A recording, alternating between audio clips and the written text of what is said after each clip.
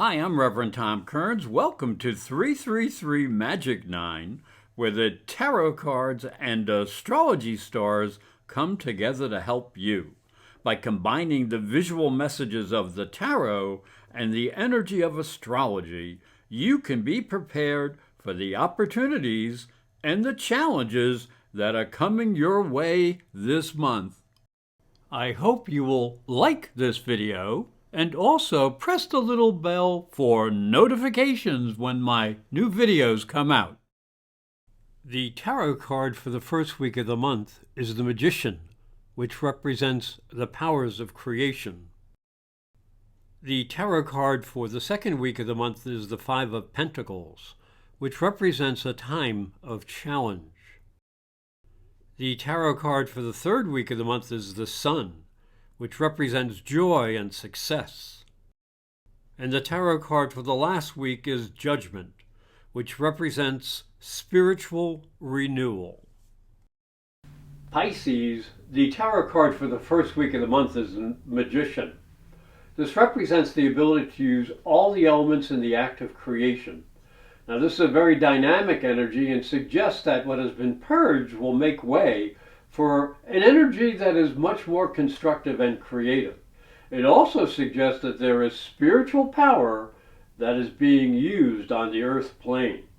Now, as we look into the astrology, the month begins with a full moon in Aquarius and your 12th house.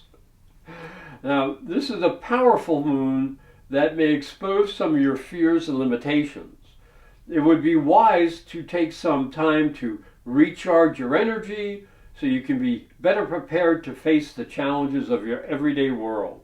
Meditation can heal what ails you. Venus is still retrograde in Leo and your 6th house of daily routines, which suggests you may need to change your approach to work. The Sun is also in the 6th house and squares Jupiter in the 3rd house of intellect, suggesting there may be some conflicts in your thinking. This would be a good time to analyze how you think and how you can discipline your mind. The tarot card for the second week of the month is the Five of Pentacles. It is thought to be a challenging card. It shows two desperate people walking past a church window in a snowstorm. It suggests a difficult time of suffering, but which could be abated. The problem is the people walking away from what might be their glimmer of hope. If the people would only reach out for spiritual help, they would find it. Now, as we look into the astrology, week 2 rumbles as the moon will conjunct Jupiter and Uranus in your 3rd house of intellect and communications. Now, this can be a double-edged sword when it comes to travel and communications. The moon, Jupiter energy, gives you a sense of wanderlust and you want to get going. But the later moon, Uranus energy can bring chaos and uncertainty in communications, travel, and with electronics. So you better check your work twice and watch what you say and where you go. The moon in Gemini in the 4th will square Saturn in your 1st house, suggesting you may be too sensitive for your own good, but do cooperate with family members. And the Sun will conjunct retrograde Venus in your 6th house of daily routines. So readjust your work schedule as needed and know exactly what you value. The tarot card for the 3rd week is the Sun. Now, this is the high season for the Sun. There is great hope for the future as we are together with our loved ones and share the gifts of the summer season. We are reminded with vacations, happy events, and celebrations. There is light in the world. This is a good time to heal wounds, enjoy your blessings, and try to make peace. Now, as we look down into the astrology, the 3rd week begins with the Sun moving into Virgo and your 7th house. This will put a focus on how you value and interact with business partners and personal relationships. You may have to bend a little to the ideas of others. This is a good time to create peace and harmony in relationships. Now, retrograde Venus in Leo in your 6th house will square Jupiter in Taurus and your 3rd. This energy suggests you may have to discipline your personal habits so you can be more productive at work. You may have to start a new routine to make sure you know what is expected of you. Now, to complicate things a bit more, Mercury in Virgo in the 7th house, Mercury rules Virgo, will go retrograde at the end of the week. So misunderstanding is in the air.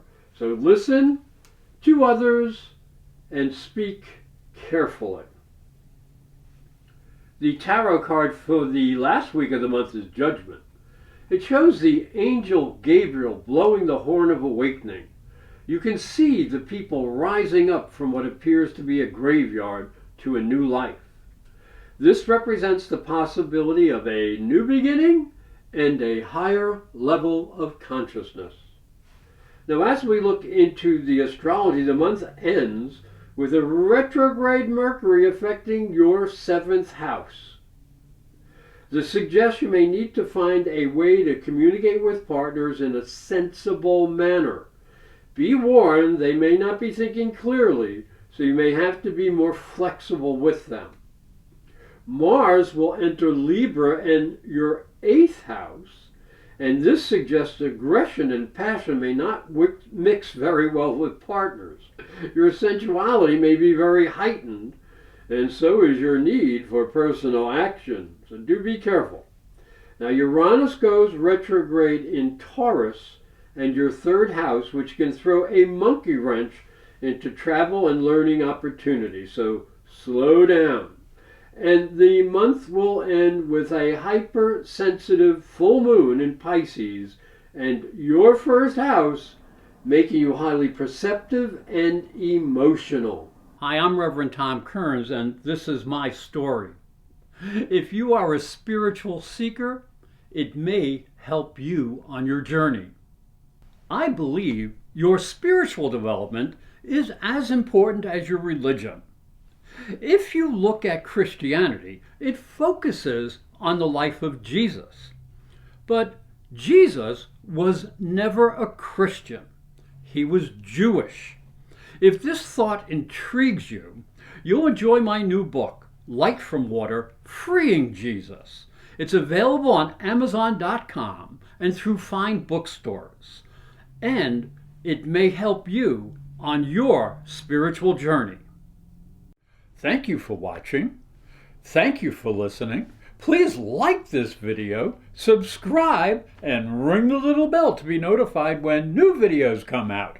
And if you'd like to arrange a private psychic and spiritual reading with astrology, just go to my website, internetpsychicreadings.com or professorastrology.com.